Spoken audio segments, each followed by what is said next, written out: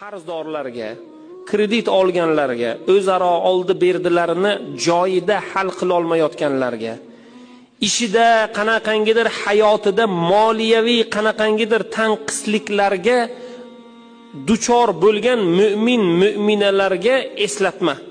Payg'ambar sollallohu alayhi va sallam aytibdilar: Allohumma inni a'udhu bika minal hammi wal hazan va a'udhu bika minal ajzi wal kasal va a'udhu bika minal jubni wal bukhl va a'udhu bika min ghalabati ad-dayn va qahri rijal.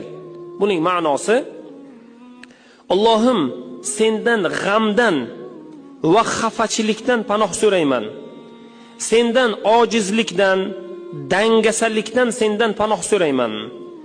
Sendan baxil bo'lib qolishlikdan, qo'rqoq bo'lib qolishlikdan panoh so'rayman. Sendan qarz menda g'olib kelishligi, ya'ni qarzdor bo'lishlikdan sendan panoh so'rayman. Va odamlarning qahriga qolishlik, ya'ni odamlar meni yomon ko'rib qolishligidan sendan panoh so'rayman degan duo, albatta duo katta kuch, katta manfaat, Alloh taoloning inshaalloh fazli. Bu duoni kim shomdan keyin 10 marotaba yoki bomdod namozidan oldin yoki keyin 10 marotaba yoki 100 marotaba o'qisa, albatta tez muddatda qarzdan xalos bo'ladi.